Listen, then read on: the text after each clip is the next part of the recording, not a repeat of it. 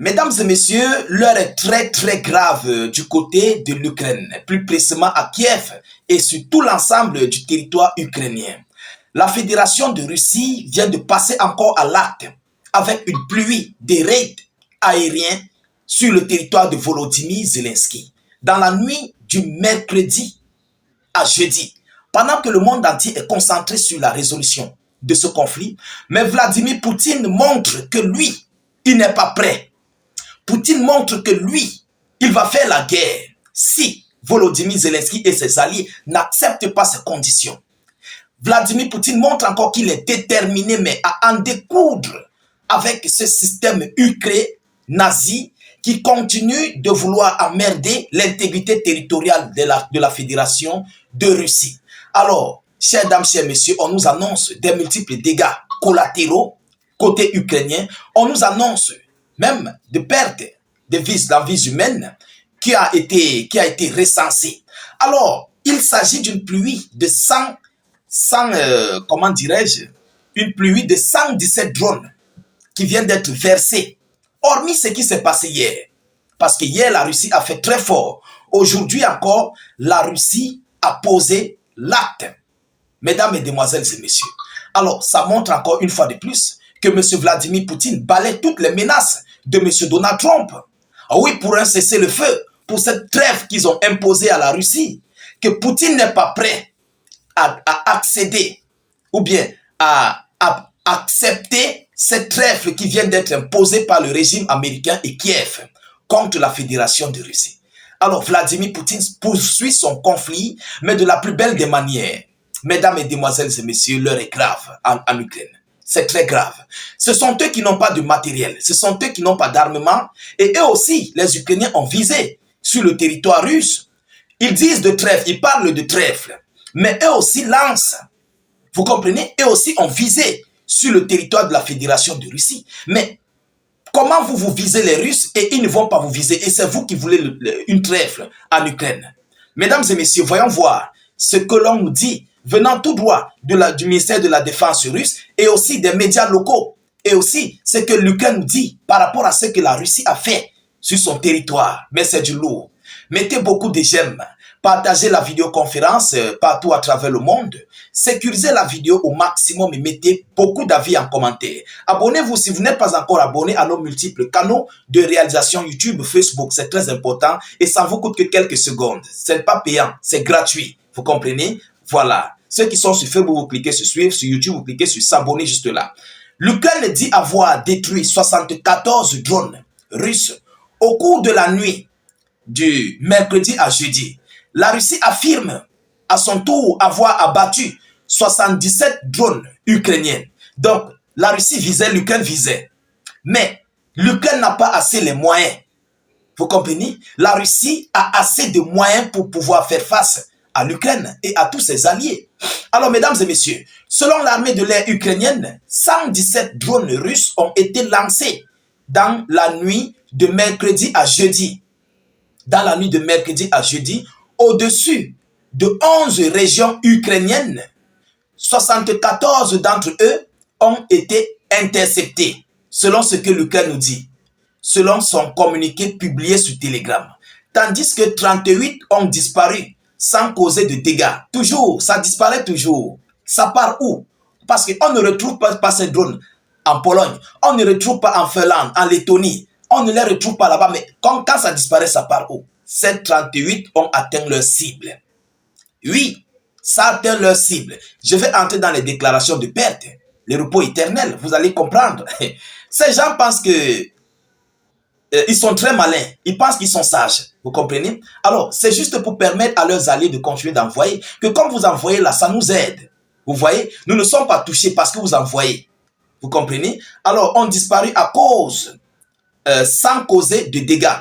Les drones ont été abattus au-dessus des oblasts de Kharkiv, de Poltava, de Sumy, de Chernihiv, de Kiev, la capitale ukrainienne, de Khmelnytskyi, de Vinnytsia, d'Dniepro, de Zaporizhzhia, d'Odessa et de Mykolaïv. Voilà les différentes localités où la Russie a versé ses pluies de drones. Alors, de son côté, le ministère de la Défense russe a assuré jeudi ce jeudi avoir abattu dans la nuit 77 drones ukrainiennes. Les drones ont été interceptés au-dessus des oblasts de Bryansk, Kaluga, Kursk, Voronezh, Rostov et Belgorod. Voilà ce que la Russie nous dit avoir intercepté sur les drones ukrainiennes. En tout cas, tous les drones que l'Ukraine a lancés ont été interceptés. Tout ont été détruits par le système anti-aérien de la Fédération de Russie. Alors, on nous dit qu'il y a un repos éternel dans un bombardement russe à Kherson. Un repos éternel. Mais l'Ukraine nous a dit que ça n'a pas causé de dégâts majeurs. Ça n'a pas causé de conséquences. Mais maintenant, on nous dit qu'il y a un repos éternel. Vous comprenez que les Ukrainiens sont des menteurs. Eux-mêmes, ils disent des choses, ils se contredisent. Vous comprenez? Partagez au maximum. Il faut que le monde entier comprenne ce qui se passe. Partagez au maximum. Alors, le chef de l'administration militaire de Kherson, Roman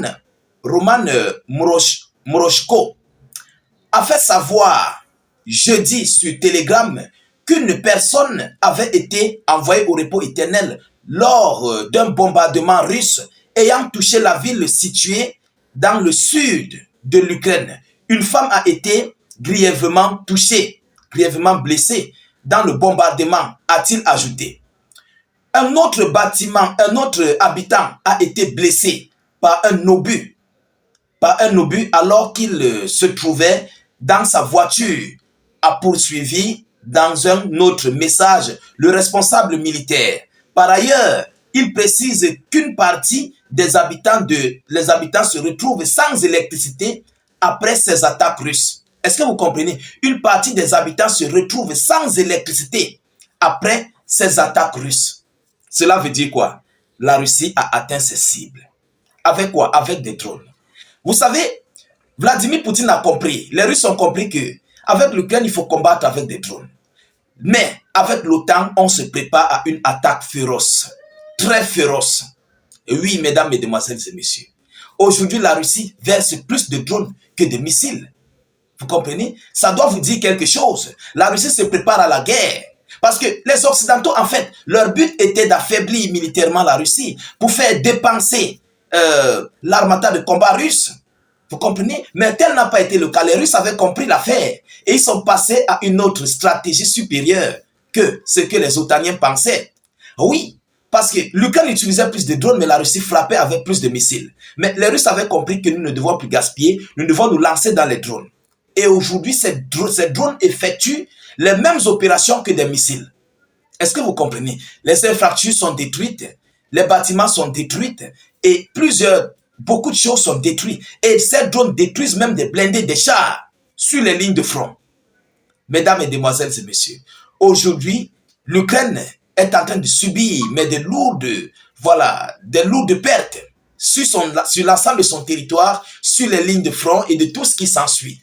Mais on se pose toujours des questions, est-ce que Zelensky compte vraiment aller sur la table des négociations? Parce que c'est lui qui veut la trêve, mais c'est lui qui continue de bombarder sur la Fédération de Russie. Mais en le faisant, vous pensez que la Russie va rester bras ballants, bras croisés? Je crois que non. Les Russes vont se défendre et ils vont envoyer 3 fois à 4 fois ce que l'Ukraine verse sur son territoire. Ah oui, mesdames, mesdemoiselles et messieurs, soyons clairs.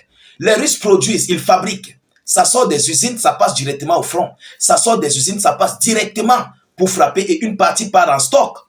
Ah oui, c'est de ça qu'il s'agit.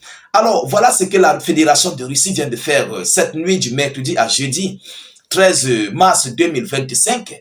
Nous attendons les multiples déclarations. Pour le moment, ils sont encore en train de fouiller les décombres. On va voir tout ce qui va en découler. Et nous ne manquerons pas de vous rapporter ces informations ici dans notre tribune d'actualité. Partagez au maximum la vidéoconférence, mettez-la partout à travers le monde. Abonnez-vous pour ceux qui ne sont pas encore abonnés. Mettez beaucoup de j'aime à notre vidéo d'actualité pour nous soutenir et pour permettre une longue portée de la visibilité de la vidéo en question. Voilà, mettez aussi vos avis en commentaire.